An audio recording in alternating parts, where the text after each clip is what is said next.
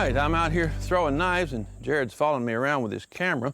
I'm getting ready for a world championship down in Austin, Texas and San Antonio, Texas. Going to have some stiff competition.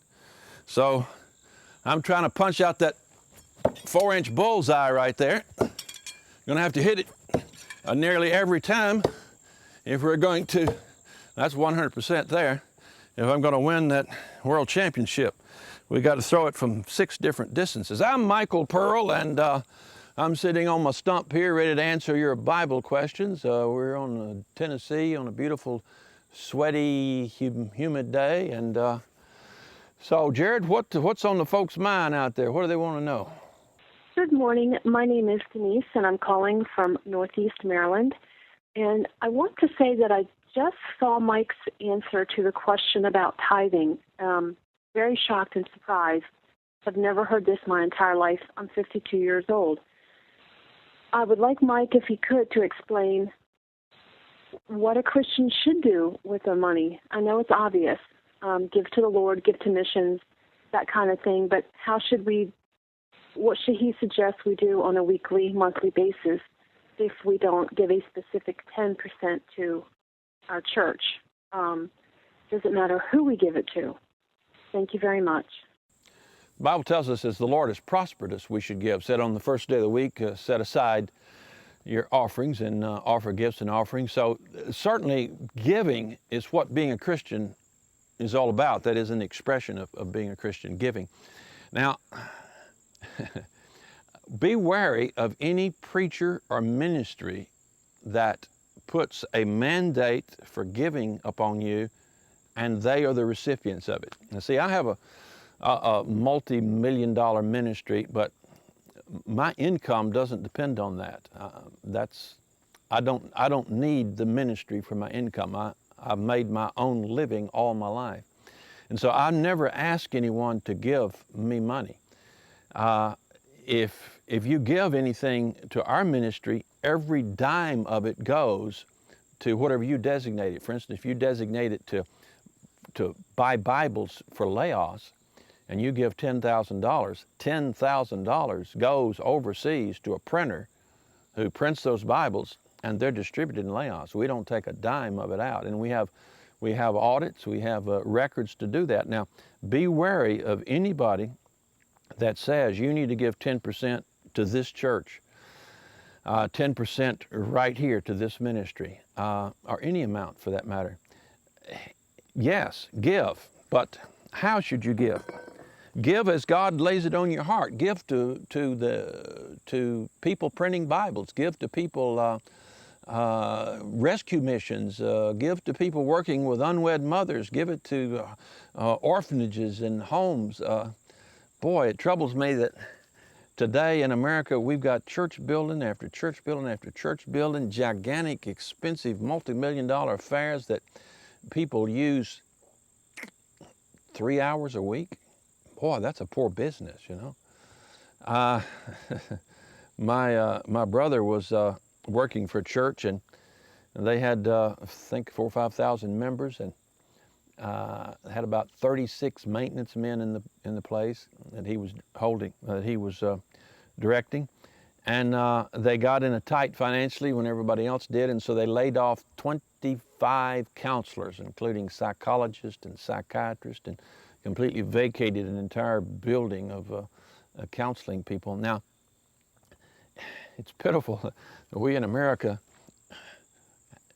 want to go to some counseling session, some expensive operated counseling session, when there's people who've never heard the gospel. There's people in Haiti, they never go to counselors.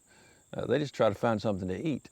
There's people in Angola and people in Papua New Guinea who've never seen a Bible for the first time. The Bible's been translated. In fact, we printed 40,000, I believe it was, Bibles for Papua New Guinea. And they were distributed. They could use another 40,000. They could use 400,000 Bibles in Papua New Guinea. And in America, we talk about tithing so it can all be consumed right here on our lust for fancy buildings and bowling alleys and dining halls and all that stuff. It troubles me, it troubles God a whole lot more. When you give more than 10% if you can. Some of you can't. Some of you are so poor, you can't give 10%. You're just barely making enough to pay your rent. Maybe you need to move smaller, but now you live in a 3-bedroom house with 7 kids. You can't trim it down anymore, and your old car won't run. And man, I couldn't with a clear conscience tell you need to give to the church or to our ministry. Our ministry needs to give to you instead of you giving to our ministry. If God prospers you and you get a little extra and you give $10 somewhere, don't give it to us. I'd feel too bad. Give it to, walk up to some poor homeless guy and take him down to a restaurant and buy him a meal and sit and listen to him talk for an hour, and then take him down to the dollar store and buy one of those $10 Bibles and give it to him. Mark a couple passages. Find out what cardboard box he lives in. Go back and see him next week. That's the way you need to be giving.